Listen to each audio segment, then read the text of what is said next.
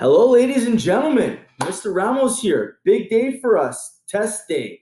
Now, keep in mind, we've got now with the online virtual classroom, you have a lot longer than you would in a regular standard classroom. Plus, you've got additional resources. I know Shakespeare can be a little bit challenging at times, although I know that you guys did enjoy the Macbeth unit this time around. Now, what I'm going to tell you to do for this Macbeth test is to make sure you know you've got between 8 a.m. to 11:59 p.m. at night. You can go online and look at additional resources. The one key thing I want you to make sure that you do when you're looking up additional resources is to make sure that you're not copying and pasting off of different sites, okay? Keep in mind, these questions have been catered directly to what we've been learning in the class together.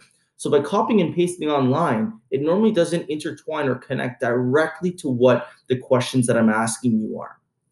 What I want you to do, and I tried to structure the test this way, is in order to chunk it.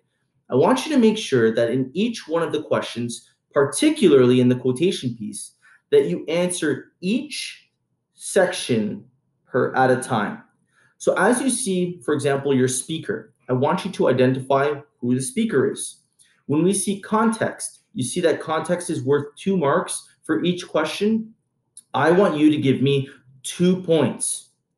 All right. And then under the significance piece, I want you to make sure that you find in that quotation one literary device, and then that you explain how this quotation is significant.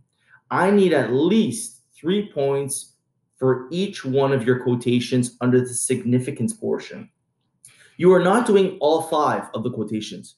Only select 3, and only do the 3 that you know very well, that you can explain very thoroughly. Don't say, I know the speaker for this, but I have no idea why it's important. Don't select that one. Elect to choose one where you can explain it clearly to me. Now, for your knowledge portion, you're going to see the multiple choice questions. Make sure that you bold the multiple choice questions. Under thinking, you're going to see the true and false questions.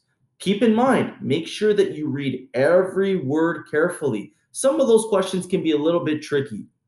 And make sure that after you're done all 3 of those parts, that you go back and you proofread.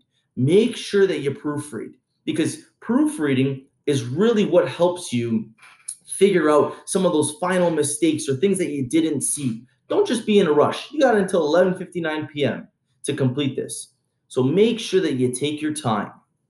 Following the test, you're going to see that we're basically through all of our units. We're going to begin working on our CPT. So that's going to be the remainder of our course basically at this point. Once we finish the Macbeth test, give yourselves a big pat on the back, make yourselves some popcorn, and relax a little, okay? Our discussion thread following that is an assessment as learning. I want you to ask yourself, how did you feel about your second online test? Did you feel more comfortable? What are some techniques you elected to use this time?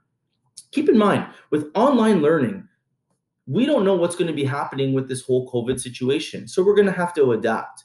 Let's try to learn from these online tests and see how we can better ourselves in the instance that we're going to have to be doing online classes next year.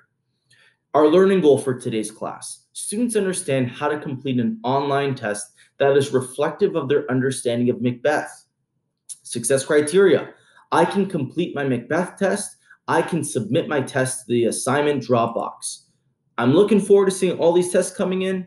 I know you guys are going to dominate.